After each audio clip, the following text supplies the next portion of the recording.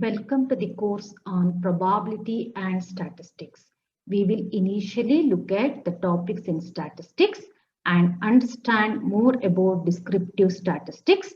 Later in the course, we will understand more about probability and inferential statistics. Let us first see what is statistics, where it is going to be used, and how it is going to be used.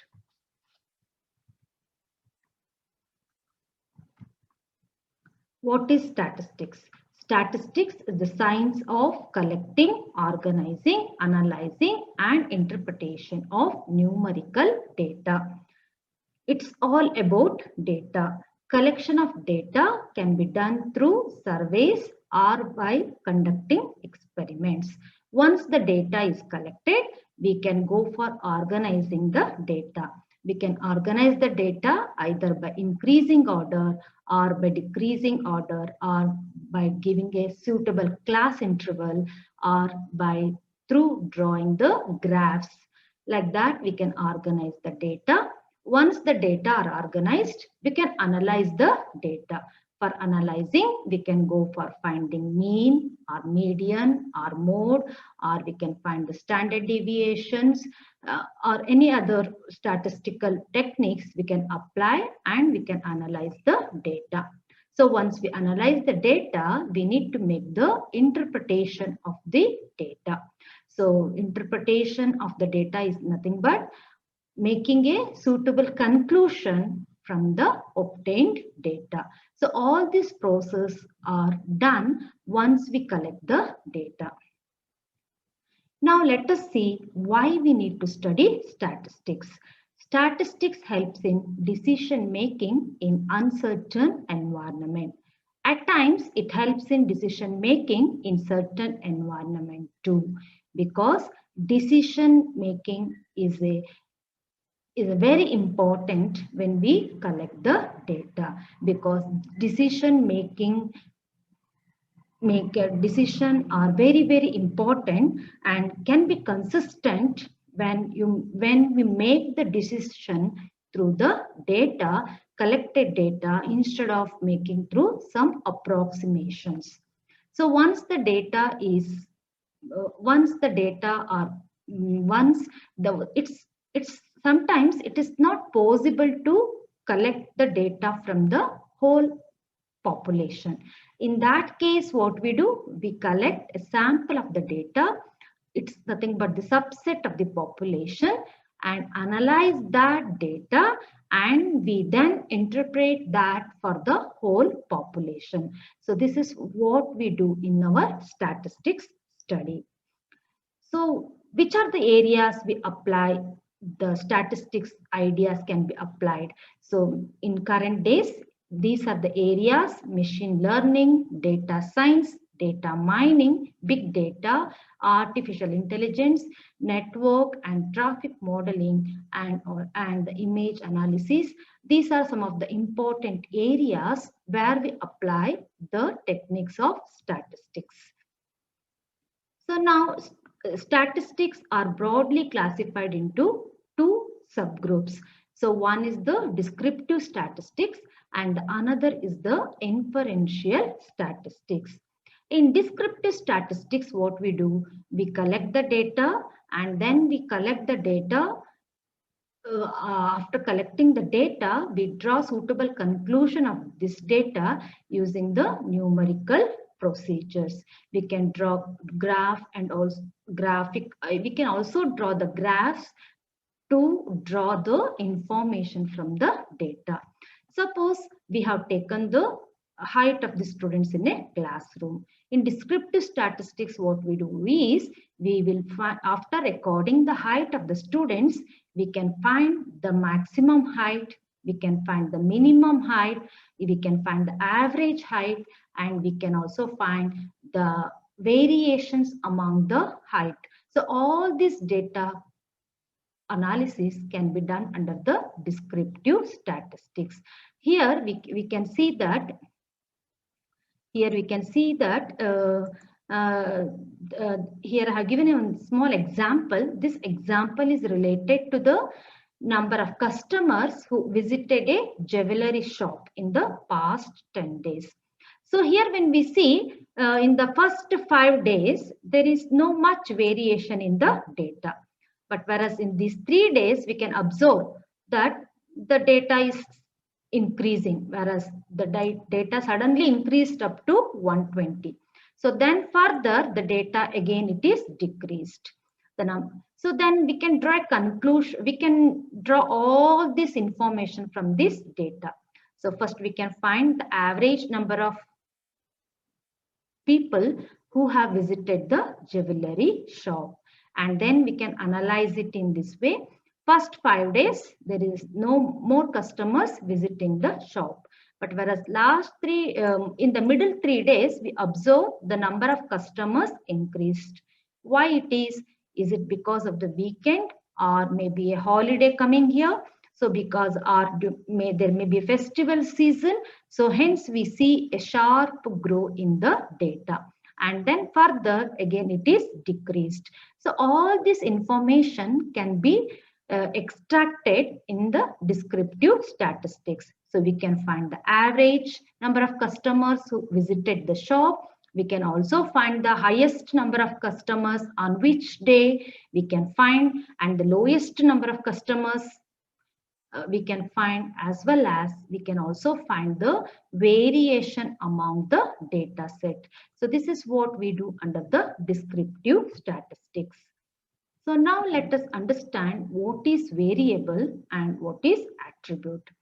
So variable means, as we know, it represents the changing characteristics. So, and it can be numerically measured. For example, height, weight of the individuals are it varies, and we can measure it numerically. As well as if I consider some more other examples, so price of a commodities, income of individual, household expenditure, age, all this comes under the variable because it's keep on changing. Whereas attribute is nothing but we can't measure it. It is nothing but the qualitative data. We cannot measure it. We can express it as good, excellent, or average. Height, if we are putting under the categories like tall, short, medium, then this represents the attribute for height. Similarly, if I consider weight, we can put fat, medium, thin, all are these are the attributes for the weight. So this is the difference between variable and attribute. So in the attribute, the data are qualitatively represented, whereas in a variable, the data can be quantitatively expressed. So what is data? Data is a collection of facts such as numbers, words, measurements, observation, or even just description of things. So here I have given a small example for the data here, data set. So data should be suitable for communication, and we should be able to draw interpretation, and also it should be suitable for the processing by the electronic machine. It is just a raw list of facts that are processed to get the information. This is a simple definition for data. It is the raw list of facts that are processed to get the information out of it. Then types of data. So data can be broadly put under the two categories, qualitative and quantitative data. So what qualitative data says, it represents the characteristics. So it represents we can't measure it, we can represent it in terms of attributes. So it represents the characteristics such as person, gender, so male or female, then marital status, married or not married, then textures, smell, appearance, etc. All this can be put under the qualitative data because we cannot measure it. Smell, we can say only a good smell or bad smell, but we cannot measure it. Then appearance, good, bad, smooth, like that. So all this we can say in terms of the attributes, but we cannot measure it. So all this comes under the qualitative data.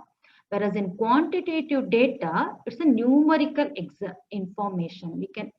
It's a numerical quantity. For example, weight, we can say 52 kg, 60 kg. It's a numerical information. Similarly, height, salary, 60,000, 70,000 is the salary. Similarly, age, you have a numerical information there. Perfect numerical measure if we have got age, 30 years, 20 years. So these are the example for quantitative data. So, and again, quantitative data can be put under the two broad categories, discrete and continuous data. Whereas in discrete data, it is expressed in terms of an whole numbers. The data are expressed in terms of an whole numbers. See, for example, if you take number of machine, you can say it as a 5 machines or 6 machine. You cannot express it as a 5.5 machines. So similarly, number of runs, we can say XYZ has scored 5 runs, 6 runs. We cannot say it as 5.5 runs. So hence, all those data which we can express as in whole numbers comes under the discrete data. But those data which can be expressed in terms of a decimal.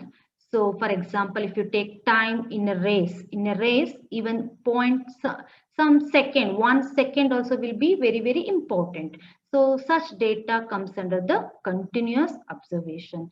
So similarly, height, weight, so 3.1, what is the weight? If we can say 56.2, like that. So those kinds of data comes under the continuous data. So understanding of the data here, in the last example here I have taken some small data set. So this data is extracted in this way. So we have got under the name Akhil, all these names are put under this here whatever you have considered. So here names are Akhil, Nakul, Meghna.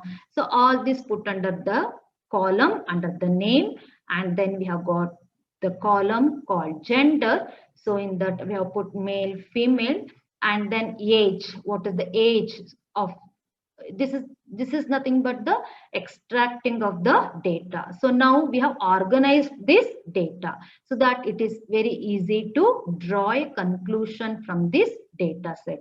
When we had this here, just we have taken the data, we have not organized the data, we have only collected the data. Whereas here we have done the organization of the data in this way so that it is helpful to draw the conclusion or to draw the interpretation of the data.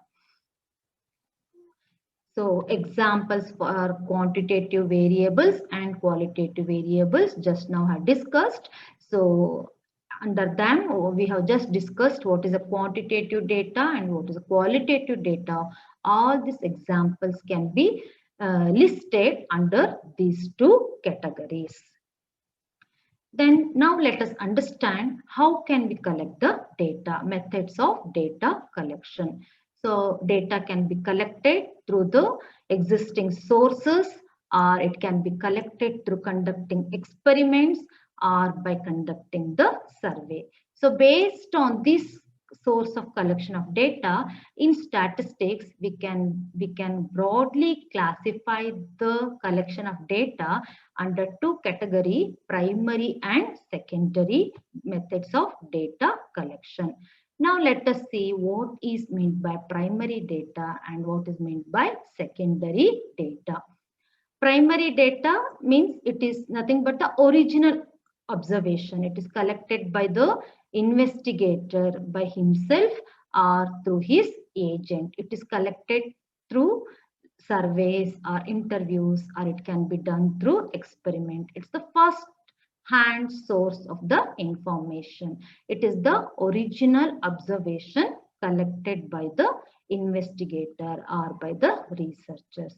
In secondary data, what we do is the data is already available. It can be available in the government offices or through websites or books. The data is already available and then we are investigating that data for our some research purpose or for in or to analyze it. So thus comes under the secondary data. So in the secondary data we are not collecting it. It's already available. It's collected by some process, and then we are referring those data for our study. So that comes under the secondary data. Here it is nothing but the second-hand information, collection of data from the second-hand information. So under the, how do we get the secondary data? So data can be collected through government publications. We can collect from websites, books, journal articles, etc. Through all these means, all these are the process of obtaining the secondary data. So once the data are collected, now we need to organize the data. So how do? We can put under the three different categories: individual observation, discrete observation, and continuous observation. So the data observed by an investigator is known as individual series.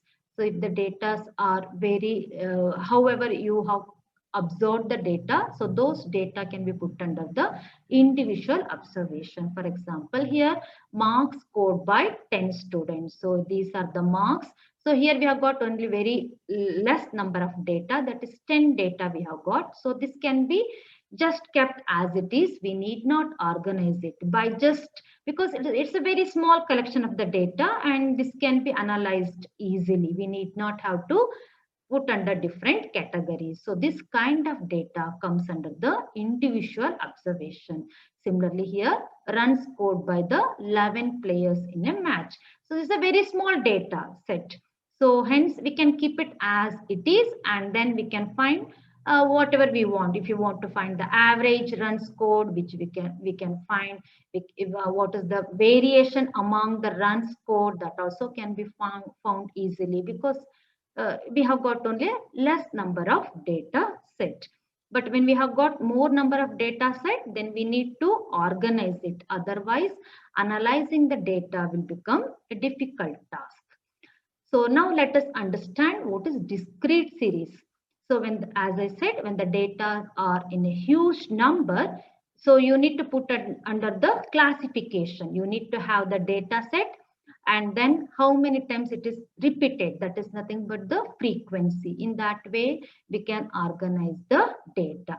So for example, here in a quiz, the marks obtained by 20 students out of 30 are given. So these are the marks obtained by 20 students out of 30.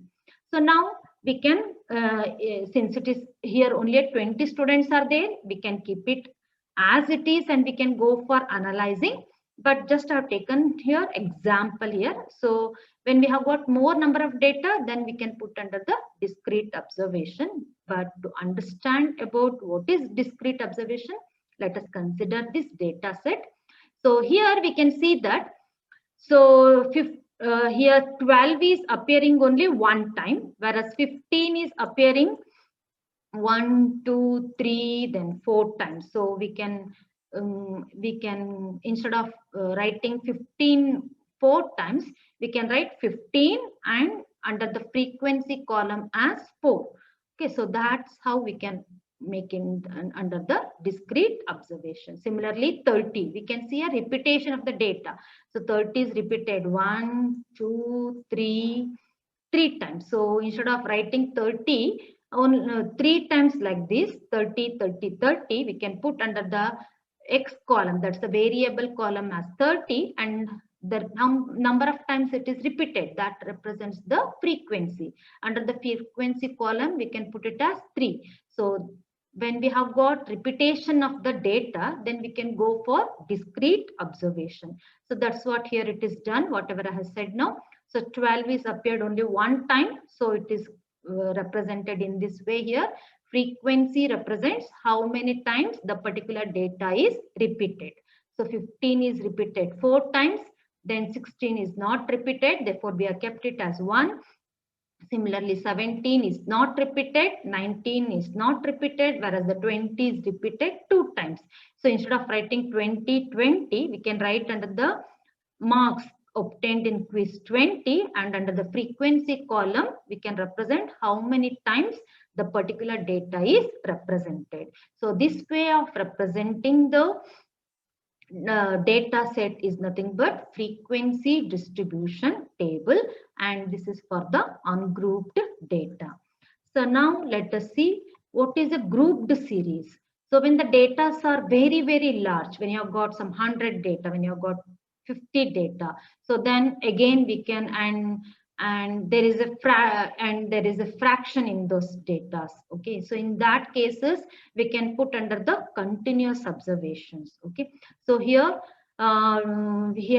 put here class interval, so 130 to 139. This is nothing but the class interval. So height of the students here, so that is represented 130 to 139, because we can say 130.2, 131.5. So when I consider the height of the students, 200 students, so there are some case it happens in decimal way also. We may be having 130.5 centimeters. So in such cases, so it is better to represent in with the suitable class interval. Okay, so this is how the data can be represented, representing the data in this form. So with the suitable class interval and the number of data falling in that class interval. So this represents the grouped series, or we can also say it as a continuous observations. So here I have taken one more example here. Height in centimeters of the students. So these are the height. We can see here the decimal also we have got the height. So whenever we have got the like this, so it is better to represent that in the class interval, and in that class interval how many data are falling in that class interval. So how do we make the class interval? In order to make the class interval, so we can use this small formulas. I stands for here length of the class interval or width of the class interval. So I can be written as L minus S divided by K.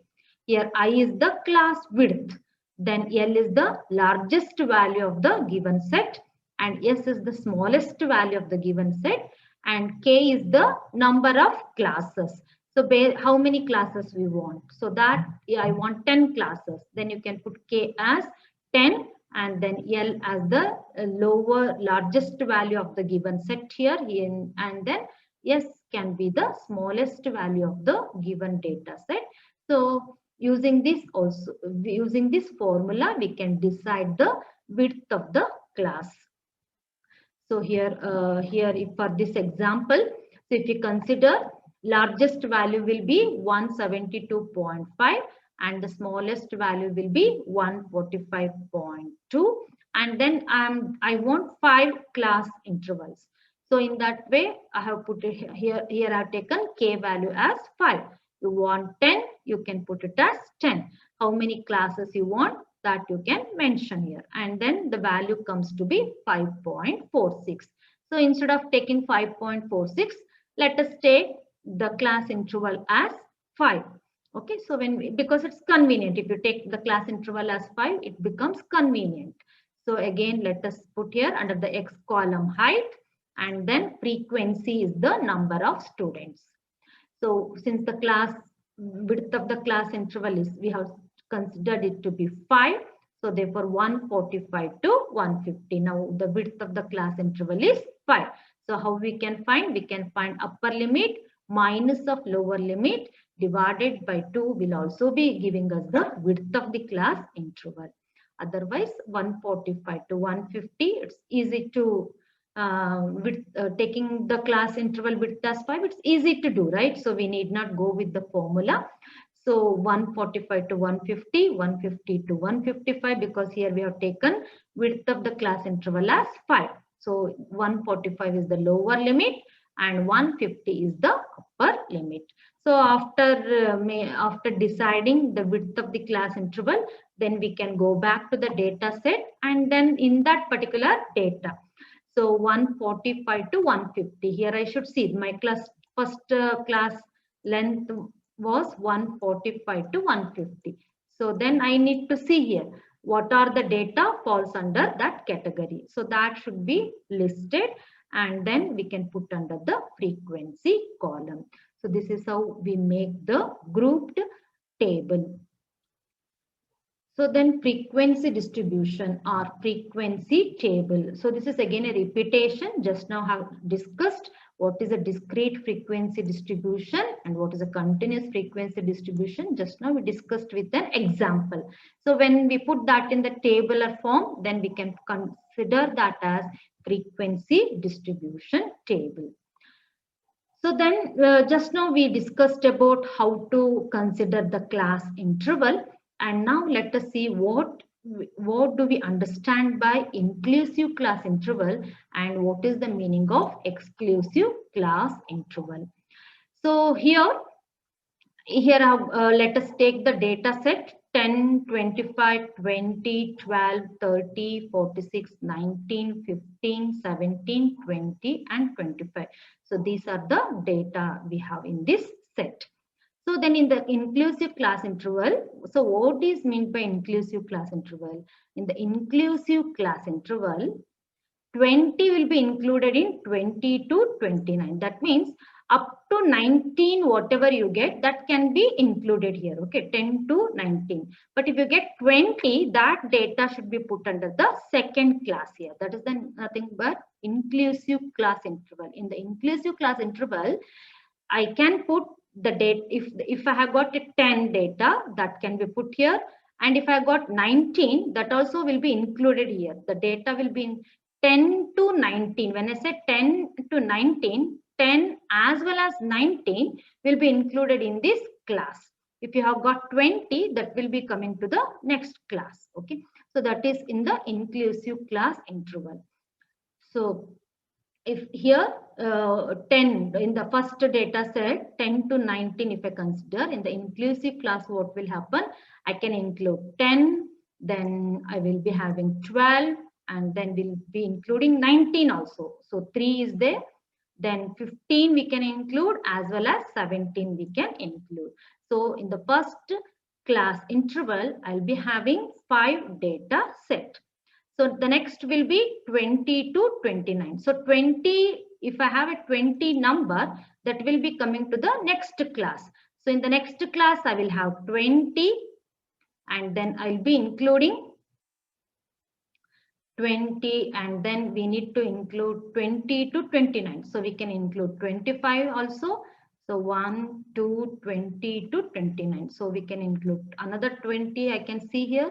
Then we have got 25. So in the next class, we'll start with including 20, and then we will be using, if you have got 29, that also can be included in this class. So totally we have got 4 data under the second class. So similarly 30 to 39. So under the 30 to 39, we can consider 30 as well as we can consider 39 also here. So we have got 30, only one data is there which can be considered in the class 30 to 39. So next class is 40 to 49. In the inclusive class interval, I can include 40, 41, 42, 43, etc. up to 49. But we have got, if you have got 50, that should be included in the next class. So 40 to 49. So similarly, under this class, here I have got only one data, that is 46. So that comes under the inclusive class interval. So in the exclusive class interval, what will be happening? This is the exclusive class. If I have got if my interval is 10 to 20, then 20 will be included in 20 to 30. It will not be included in 10 to 20, even though the class is mentioned as 10 to 20. Here data up to 19 point will be included in the first class. But if you have got 20, that data will be included in the second class, even though you are representing the data as 10 to 20 is the length of the class interval. So that happens in the exclusive class interval. In the exclusive class interval, If you have got 10 to 20, then 10 will be included. We can include 10 in the in the data set. If you have got 10, that can be included in this class. If you have in the data set 20, that should not be included in this class. Even though you are mentioned as 10 to 20, the 20 should be included in the second class. So, but for this example, it goes same because for this example, if you consider, again, let us go with the distribution of the data with respect to the exclusive class interval. In the exclusive class interval, just now I said we can include 10, 11, 12, 13, 14, 15, 16, 17, 18, 19. But if you have got 20, that should be included in the second class. So hence 10, then 12, 1, 2, then 19, that will be included in the particular class, 10 to 20, 19, then you will be including 15. So totally you have, then you will be including 17. So hence we have got 5 data in the first class. Then 20 should be included in the second class. It should not be included in the first class. So coming to the second class, we'll be having 20.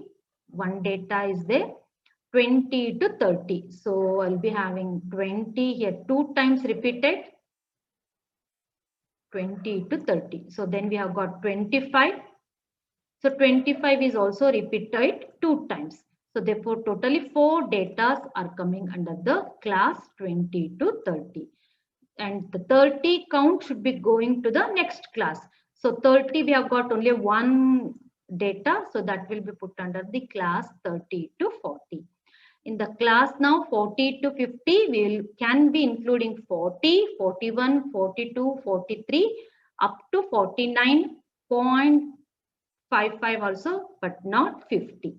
So in that case, I have got only 1 data, 46, which could be included in this class. So this is how we consider the difference between inclusive class interval and exclusive class interval. So that is what is explained in this for the second example here. So here this example is related to the workers' wage. So if you have got rupees, so now why we require inclusive class, exclusive class interval? Why do we require that? Okay. So for example, see here we have got a data set like this. Okay. So workers' wage 100 to 109, and this is nothing but the inclusive class. Again, we have got here next one 101 to 110. So this is under the another class interval. Okay.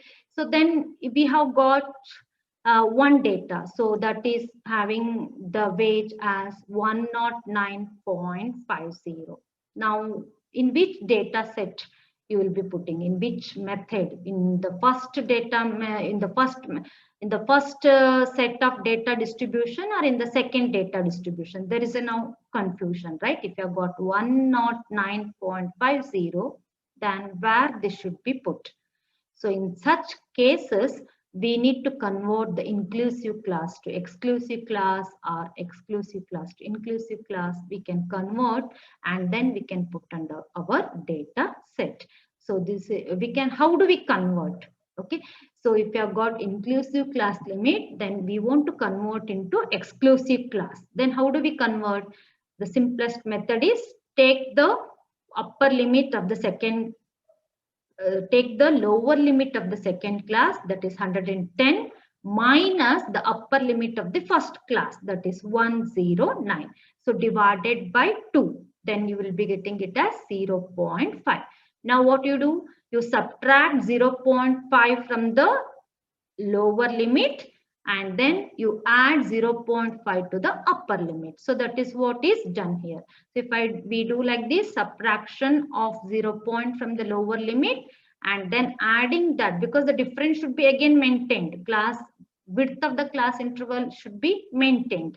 So what we will do, we will subtract 0.5 from the lower limit and then we will add 0.5 to the upper limit.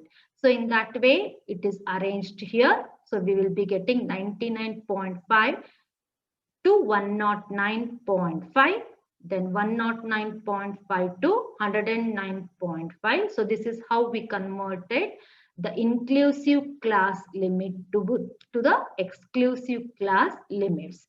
So now easily we can include 109.50. So 109.50, if you have any wage or any data set like that, so that can be put under now the second class, right? So this is how we can convert the inclusive class to the exclusive class limits. Then let us understand now what is cumulative frequency distribution. So in the cumulative distribution, how do we do? So we have got classes and then we have got frequency. That means here 6 data falls under the class 10 to 14 and 11 data falls under the class 15 to 19 and 12 data falls under the class 20 to 24 and 10 data falls under the class 25 to 29. When I want the cumulative frequency distribution, these are the individual frequency with respect to the particular classes.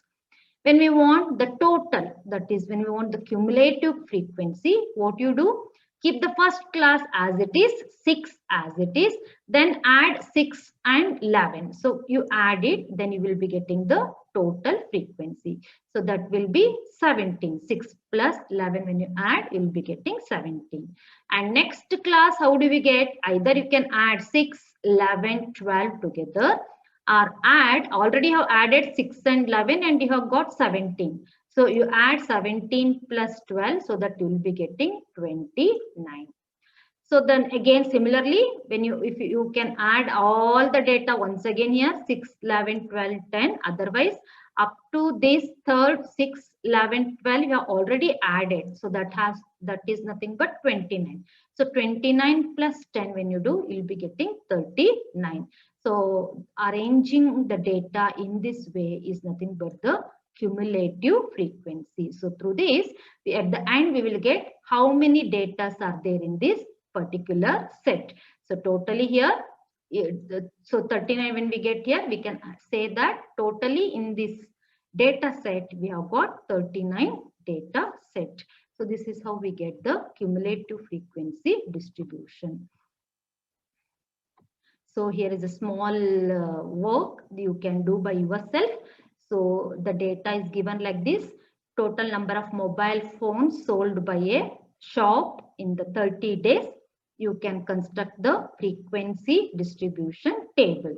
You can construct discrete frequency distribution table as well as you can also construct the continuous frequency distribution table.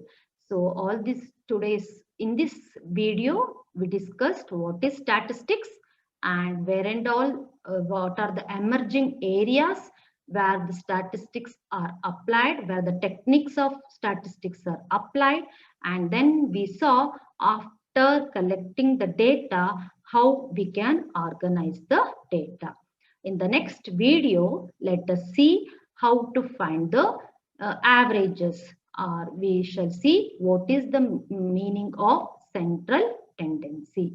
And then we shall see what is standard deviation, and then we shall understand what is correlation and what is regression. So all this we shall understand under the descriptive statistics.